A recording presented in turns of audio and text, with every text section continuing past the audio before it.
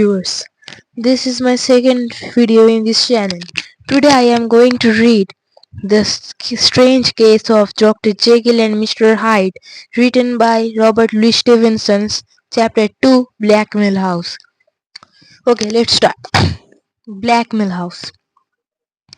Did these creatures struggle with you?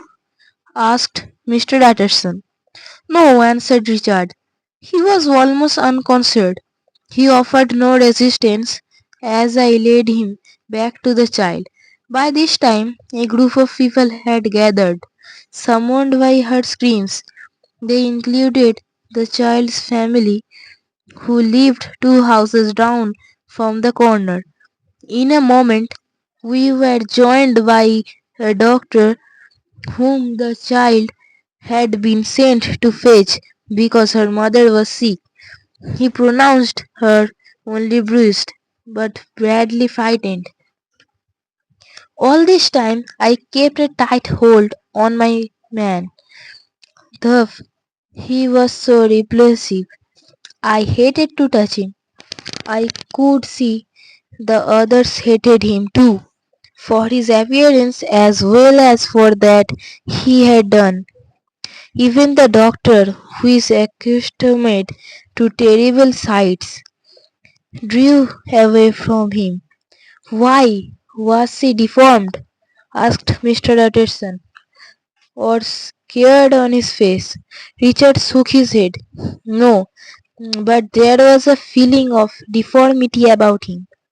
He looked like everyone else, and wait, he did not looked like everyone else, and yet did not. There was something strange and detestable about his appearance.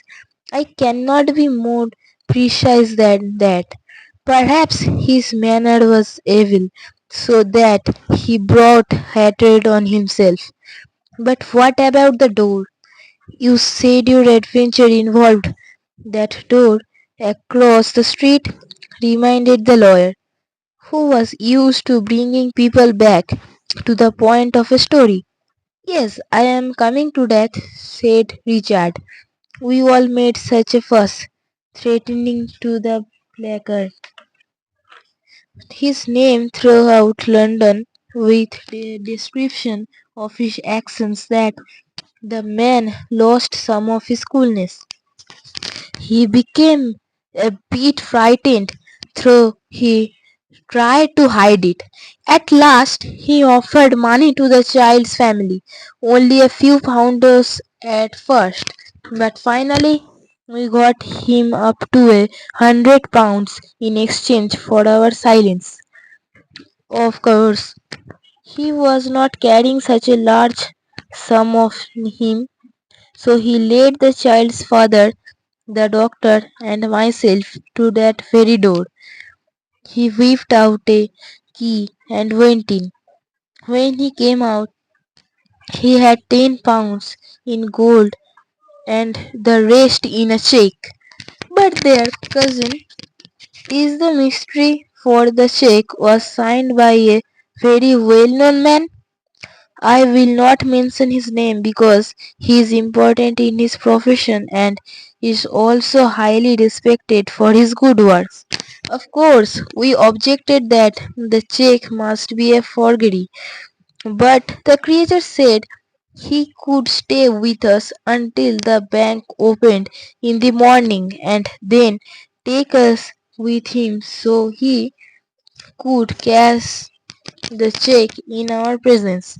Mr. Utterson's face was sad as he turned away from his cousin and said, "The cheque was good, I am sure." "Yes," said Richard eagerly. "I was coming to that. Well, it being early, I took everyone back to my rooms until morning, fed them breakfast, and then we went in a body to the bank. The cheque was cashed without the faintest objection, and the man calmly handed the money over to the child's father as he gave £100 every day But since it was not his money, what did it matter to him? So I call that house across the street Blackmail House. That door must be a cellar entrance to the room of this important citizen that I dare not name. This evil person must have some hold over the owner. In short, he must be blackmailing him. Richard stopped talking on this triumphant note. The the two men resumed their stroll, but Mr. Utterson was not finished with the topic. Did you try to find out why the signer of the check was being blackmailed? He asked, pretending an indifferent tone. No, said Richard. I did not want to know any more of the matter. I happened to read in the newspaper one day the address of that important man. It is in some square or other right in this area. If that door leads to a passageway to his house at the address I read, don't care to know for sure. The houses in the courtyard are so pushed together it is hard to say where one begins and another ends. No, if the man has a guilty secret which he pays to keep hidden, then I am not one to try and sniff it out. Richard nodded his head in self approval. Mr. Utterson was not done yet.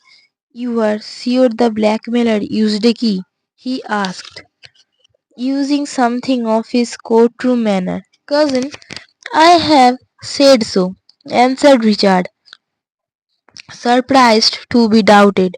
In fact, I passed here last week and saw him use the key again to open that door. Oh, he has a key. Make no mistake about that. Mr. Anderson sighed deeply. Richard, are not you surprised that I do not press you to reveal the name on the check?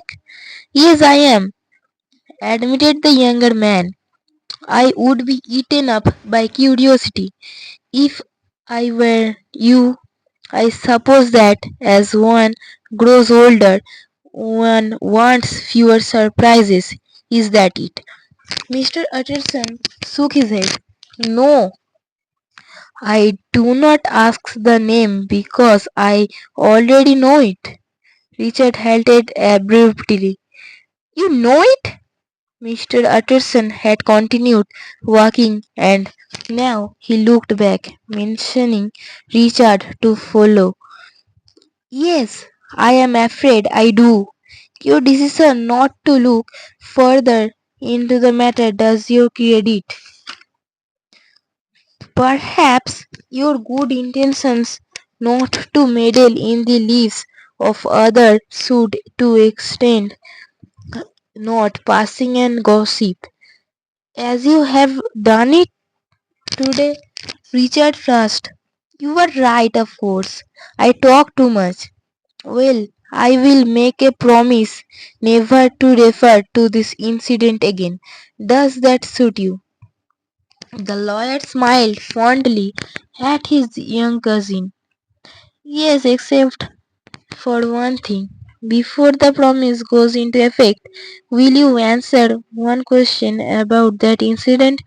Do you certainly? Um, with an effort of will, Mr. Utterson kept his voice from trembling as he asked, do you know the name of the man who entered that door with a key?